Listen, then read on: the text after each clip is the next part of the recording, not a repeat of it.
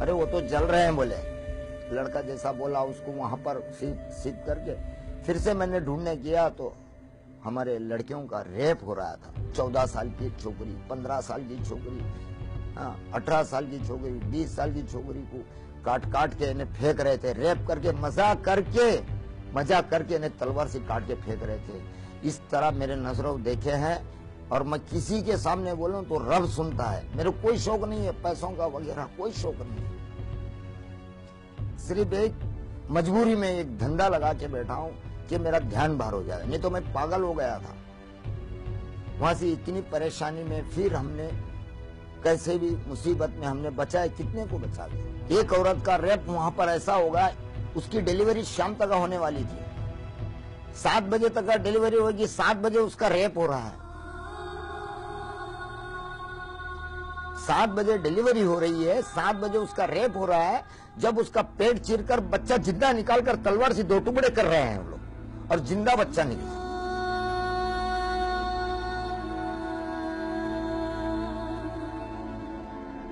तलवार से पेट चीरकर बच्चा निकाल के 2 टुकड़े करे हमारे नजरों से देखते हुए। 4-5 साल का लड़की क्या की, 20 साल का, 25 साल का, 18 साल का एक जवान इस तरह रेप कर रहा है। 12 साल 14 साल की छोकरी को लंगी करके रेप कर रहा है। चिल्ला रही है बच्ची, अब्बा अम्मा बचा लो।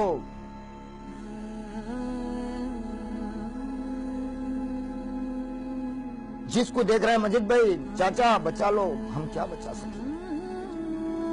ये नजर देखें, रब को सुना रहे, हमारे आंसू निकल निकल के खून निकल गया है।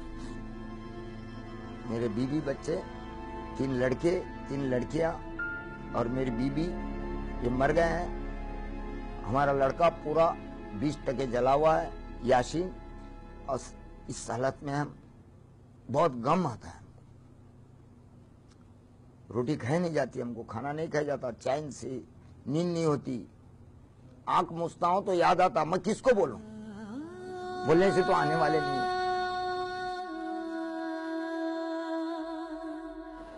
आज भी डर लगता है? हमको डर यही है कि ये लोग कभी भी हमला कर सकते हैं हमारे ऊपर। 2 वक्त धमकी भी लिए, मेरे को धमकी मिली है, दूसरों का हम नहीं बोल सकते। आपके ऊपर उसके बाद भी जानलेवा हमला हुआ है? हाँ, उसके बाद भी हुआ है। 2 फेरी,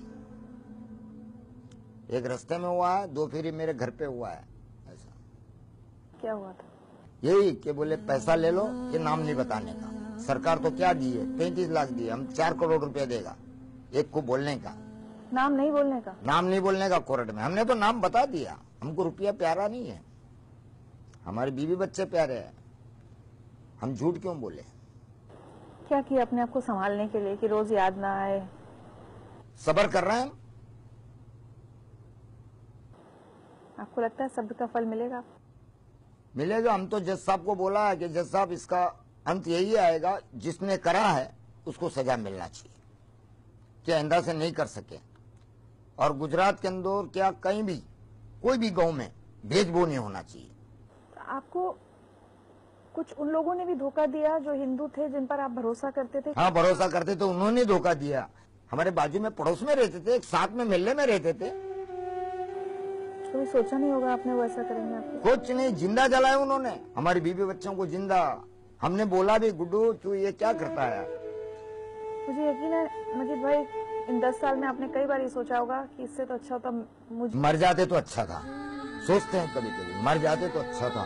ये देख नहीं सकते थे, बोल नहीं सकते थे, अच्छा रहता था।